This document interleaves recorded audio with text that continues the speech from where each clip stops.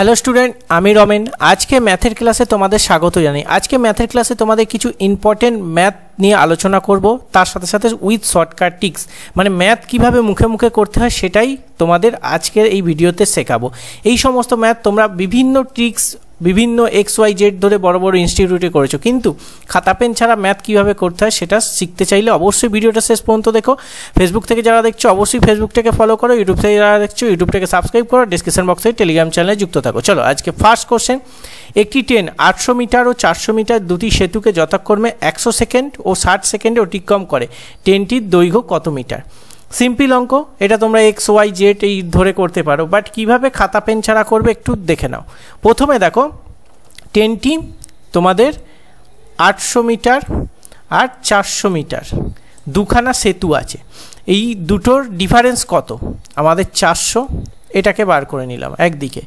Next কত second বলেছে? 100 second, আর এখানে 60 সেকেন্ড। এই দুটোর ডিফারেন্স কত? 40।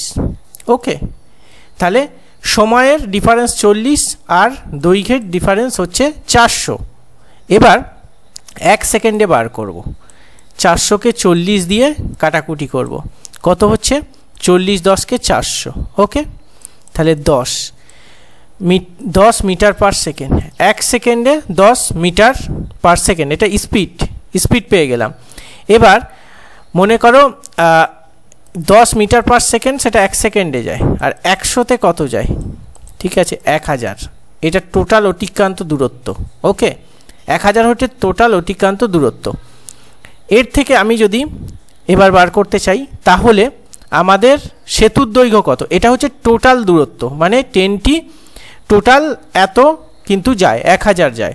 এবার এখানে যদি করি 1000 থেকে আমরা সেতুটা বিয়োগ করে দিই, তাহলে হচ্ছে 800, মানে তোমাদের 200 মিটার। এক্ষেত্রে সঠিক উত্তর অপশান ডি তোমাদের সঠিক উত্তর। তো এইভাবে তোমাদের করতে হবে। এর থেকেও শর্ট প্রসেস আছে, সেটা আগামী দিনে আরও শর্ট প্রসেস শিখিয়ে দেবো। এটা বুঝতে পেরেছো কি না তোমরা বলবে। এটা মনে হলো তোমাদের বোঝা একটু ইজি হবে, তাই এটা শিখিয়ে দিলাম। এর থেকেও শর্ট প্রসেস আছে। এই যে আমি এই জায়গাটা করলাম না, এই জায়গাটা এবং এই জায়গাটা, এখান থেকেই উত্তর বার করার টিক্স আছে, সেটা পরে শেখাবো। আগে এগুলো তোমরা রপ্ত করার চেষ্টা করো, তারপর। Next question. একটি ট্রেন 12 সেকেন্ড ও 16 সেকেন্ডে যথাক্রমে 108 এবং 164 মিটার দীর্ঘ দুটি স্টেশন অতিক্রম করে। ট্রেনটির দৈর্ঘ্য কত? এটা আশা করি তোমরা প্রত্যেকে পারবে, আগের অঙ্কটা পারলে। স্পিড বার করব। স্পিড বার করতে গেলে কি বলেছে? এই যে 164 বিয়োগ 108 কত হচ্ছে? এটা 56, এটা স্পিড। ঠিক আছে, 56 মিটার পার সেকেন্ড মিটার। ঠিক আছে, এবার তোমাদের বার করতে হবে কি? সময়ের ডিফারেন্স কত দেখতে হবে? 16 বিয়োগ 12, 4। তাহলে এবার পার সেকেন্ডে কতটা যাচ্ছে আমরা দেখব। 56/4 কত হচ্ছে তোমাদের? 4 14 56, 14 মিটার পার সেকেন্ড। 1 সেকেন্ডে 14 মিটার যায়। তাহলে ট্রেনটির দৈর্ঘ্য কত? ট্রেনটির দৈর্ঘ্য বার করতে হবে আমাদের। তাহলে 1 সেকেন্ডে যদি 14 মিটার যায়, তাহলে 12 সেকেন্ডে কত যাবে?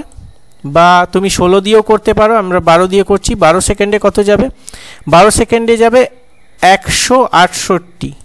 ওকে, তুমি তার থেকে বিয়োগ করবে কত? এই যে মানে 12 কত বলেছে এটা, মানে 108 বিয়োগ করো, 108 বিয়োগ করো, তাহলে কত হচ্ছে? 60 মিটার হবে সঠিক উত্তর। আর যদি আমরা 16 দিয়ে করতাম, 14কে 16 দিয়ে করতাম, যেটা হতো তার থেকে কিন্তু 164 বিয়োগ করতে হতো। ঠিক আছে, একই উত্তর পেতে 60ই উত্তর পেতে 60 মিটার সঠিক উত্তর। আশা করি বুঝতে পেরেছো, এর থেকে সোজা প্রসেসর হয় না। নেক্সট 3 নম্বর। 160 মিটার দৈর্ঘ্যের একটি ট্রেন স্টেশনে দাঁড়িয়ে থাকা এক ব্যক্তিকে 18 সেকেন্ডে অতিক্রম করে। ট্রেনটির গতিবেগ কত? এটা ইজি প্রসেস, এটা এক লাইনে অঙ্ক হয়ে যাবে, বা যে এক লাইনেও এমনকি বলো পেন কলম তোমাকে ছোঁয়াতে হবে না, এরকম ব্যাপার। তাহলে 160 মিটার দৈর্ঘ্য ট্রেনটার। দাঁড়িয়ে থাকা এক ব্যক্তিকে, মানে ট্রেনটি নিজের দৈর্ঘ্য অতিক্রম করছে। এই অতিক্রম করছে মানে ট্রেন, এই যে ধরো ব্যক্তি, ট্রেনটি একে অতিক্রম করছে মানে নিজের দৈর্ঘ্য অতিক্রম করছে। তাহলে 160 মিটারই সে অতিক্রম করবে। সেক্ষেত্রে তোমাকে কি করতে হবে? এটা 1 সেকেন্ডে কত যাচ্ছে, মিটার পার সেকেন্ডে বার করব। ওকে, মিটার পার সেকেন্ড থেকে আমরা যদি কিলোমিটার পার হাওয়ার্সে নিতে চাই তাহলে 18/5 বোঝাতে পারলাম। এই যে 160কে 18 দিয়ে যদি কাটাকাটি করি তাহলে মিটার পার সেকেন্ডে বেরোবে, সেটাকে আমরা কিলোমিটার পার হাওয়ার্সে করে নিচ্ছি একটা লাইনে। এটা কাটাকুটি করে আবার এটাকে গুণ করব অনেকটা লাইন, তো একটা লাইনে করে নিচ্ছি। এই 18 কেটে যাবে, তাহলে 5 দিয়ে যদি কাটো 3 5 15, 5 2 10, 32 কিমি হবে এক্ষেত্রে তোমাদের সঠিক উত্তর। নেক্সট, এক লাইনে হলো অঙ্ক। নেক্সট, ঘন্টায় 54 কিমি বেগে 135 মিটার দৈর্ঘ্যের একটি ট্রেন কত সময় স্টেশনে দাঁড়িয়ে থাকা এক ব্যক্তিকে অতিক্রম করে? সেম প্রসেস আগেরটার মতো, বাট একটু হাটকে। তোমাদের এই প্রসেসগুলো দেখাচ্ছি যাতে তোমাদের কনসেপ্টটা ক্লিয়ার হয়। দেখো, সবার প্রথমে যখন কিমিতে দিয়ে দেবে তখন কিমিকে আগে মিটার পার সেকেন্ডে নিয়ে আসবো। তাহলে 5 × 18, 54কে 5 × 18 যদি করি 3 × 8 = 54, তাহলে 15 হচ্ছে, 15 মিটার পার সেকেন্ড। 1 সেকেন্ডে 15 মিটার যায়। এখান থেকে বেরোলো আমাদের এই যে এখান থেকে 1 সেকেন্ডে 15 মিটার যায়। তাহলে 135 মিটার যেতে কত সেকেন্ড সময় লাগবে? 15 দিয়ে কাটাকুটি করো, কত হচ্ছে? এক্ষেত্রে তোমাদের যেটা হবে কাটাকুটি করলে 4-এর ক্ষেত্রে তোমাদের কাটাকুটি প্রত্যেকে করো। তোমরা হচ্ছে 9 15, 15 10 কে এত, 9 15, আচ্ছা 9, এক্ষেত্রে 9 উত্তর, 9 সেকেন্ড। অপশান বি সঠিক উত্তর। বোঝাতে পারলাম? এটা আমরা প্রথমে মিটার পার সেকেন্ডে নিয়ে গেলাম। মিটার পার সেকেন্ড 1 সেকেন্ডে 15 মিটার যায়, তাহলে 135 মিটার যেতে কত সময় লাগবে? সিম্পল, 9 উত্তর। এখানে তোমাদের 9 বেরোলো। বোঝাতে পারলাম? একদম ইজি, মুখে মুখে হবে এগুলো। নেক্সট, ভিভিআই কিন্তু কোশ্চেন, 10-এর অঙ্ক গেল। এবার একটু তোমাদের এই অঙ্কগুলো তোমাদের দেখাই। এ একটি কাজ 4 ঘন্টায় করে। এ মনে করো 4 ঘন্টায় করছে, বি প্লাস সি করছে কত? 3 ঘন্টায়। আর তোমাদের এ প্লাস সি করছে কত? 2 ঘন্টায়। ওকে, অঙ্কতে তাই বলেছে। বি একা কত ঘন্টায় কাজটি করতে পারে? এই যে এটা অঙ্কে বলে দিয়েছে, এটা আমরা লিখে নিলাম। এটাকে এলসিএম করব। এলসিএম যদি করি কত হচ্ছে আমাদের? তোমাদের যে এলসিএমটা আছে, এলসিএমটা এখানে ভালোভাবে করতে হবে। এলসিএমের উপর উত্তর নির্ভর করবে। এখানে যদি 12, আমি যদি এলসিএম একটু করি, 4 মুখে মুখেও এলসিএম করা যায়, তার প্রসেসও আছে, পরে দেখিয়ে দেবো। 2 3 1 4, 3 4 12 বেরোলো। এবার কর্মদক্ষতার রেশিও 4, মানে 3 4 12, এটা হচ্ছে কর্মদক্ষতার রেশিও। এই যে 3 বেরোলো কর্মদক্ষতা।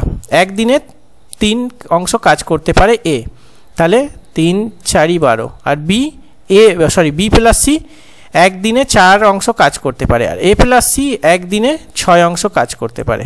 বোঝাতে পারলাম এখান থেকে? এবার দেখো কি বলেছে, বি একা কত ঘন্টায় কাজটি শেষ করবে। এবার হচ্ছে এই জায়গাটা, এখানে কমন কি আছে? এইখানে সি আছে, এখানেও সি আছে। তাহলে তোমরা এখানে দেখো এ একা আছে, তাহলে এর মানটা আমি যদি পুট করি, এর থেকে মাইনাস করি, তাহলে আমরা সি এর মানটা পেয়ে যাব। তাহলে এ কত? 3, কর্মদক্ষতা 3। আর এর যদি এ প্লাস সি এর কর্মদক্ষতা 6, এর থেকে যদি আমি 3 বিয়োগ করি তাহলে 3 হবে সি এর কর্মদক্ষতা। সি এর কর্মদক্ষতা পেয়ে গেলাম আমরা 3।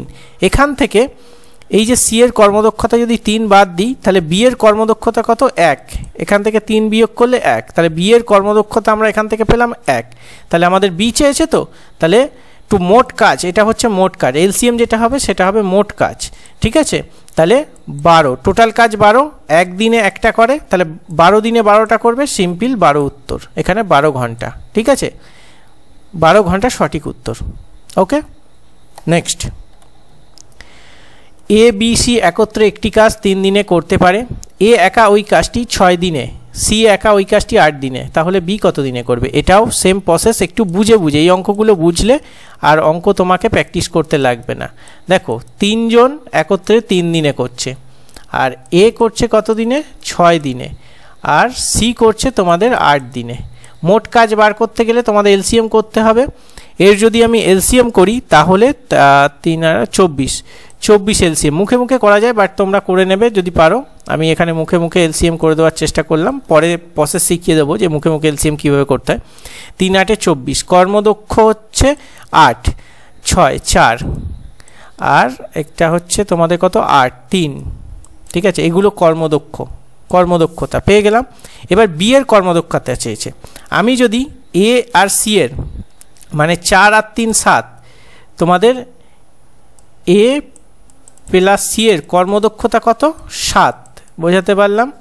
এই 7 যদি আমি বাদ দিই, এ বি সি এর টোটাল কর্মদক্ষতা 8 থেকে আমি যদি 7 বিয়োগ করি তাহলে 1, এই একই হচ্ছে তোমাদের বি এর কর্মদক্ষতা। ওকে, বোঝাতে পারলাম এই জায়গাটা, কনসেপ্ট ক্লিয়ার? তাহলে এই 1 হচ্ছে বি এর কর্মদক্ষতা। ওকে, তাহলে মোট কাজ হচ্ছে 24। একদিনে বি একটি কাজ করতে পারে, তাহলে 24টা কাজ করতে কত দিন লাগে? 24 দিন। অপশান ডি সঠিক উত্তর। আশা করি এর থেকে সোজা প্রসেসর তোমাদের হয় না, বুঝে বুঝে অঙ্ক করলে তোমরা অঙ্ক প্র্যাকটিস না করলেও তোমরা কিন্তু অঙ্ক পরীক্ষা হলে করে আসতে পারবে। নেক্সট অঙ্ক, কমলের দক্ষতা বিমলের দক্ষতা অপেক্ষা 50% বেশি। কমল যে কাজটি 20 দিনে করে, বিমল সেই কাজটি কত দিনে করতে পারে? সিম্পল, আমরা সবসময় পার্সেন্টেজ যখন থাকবে পার্সেন্টেজকে টার্গেট করব, পার্সেন্টেজকে ভাঙাবো কত? 100। তাহলে 1 আর 50 দুগুণে 100, মানে আমাদের 1-এর 2 বেরোলো এটা। এবার কি বলেছে? কমল ইস টু বিমল। এখানটায় ভালো করে দেখতে হবে, কমলের দক্ষতা বিমলের দক্ষতা অপেক্ষা 50% বেশি। তাহলে কমল তো বেশি, তাহলে তোমাদের এখান থেকে কি বিমল যদি 2 হয়, কমল এর থেকে 50% বেশি, মানে 2 + 1 3, তাহলে কমল হচ্ছে 3। এবার দেখো কি বলেছে, কমল যে কাজটি 20 দিনে করতে পারে, বিমল সেই কাজটি কত দিনে করতে পারবে। এবার আমাদের জানতে হবে কমল একদিনে 3টি কাজ করে, তাহলে 20 দিনে কটা কাজ করবে, মোট কাজটা আমাদের বার করতে হবে। তাহলে এই 3কে যদি আমি 20 দিয়ে করি 60, এটা হচ্ছে মোট কাজ।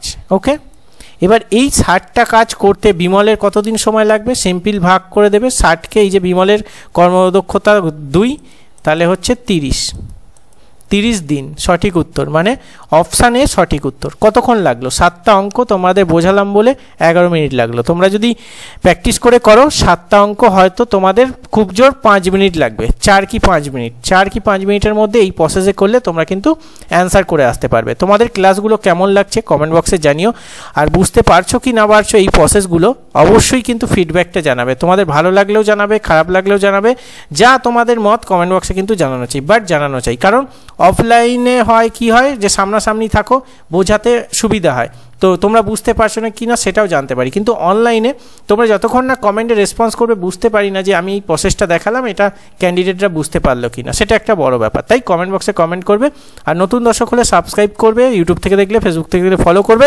আর ডেসক্রিপশন বক্সে টেলিগ্রাম চ্যানেলে যুক্ত থাকবে। চলো দেখা হচ্ছে নেক্সট ক্লাস। সুস্থ থাকবে, ভালো থাকবে, জয় হিন্দ, বন্দে মাতরম।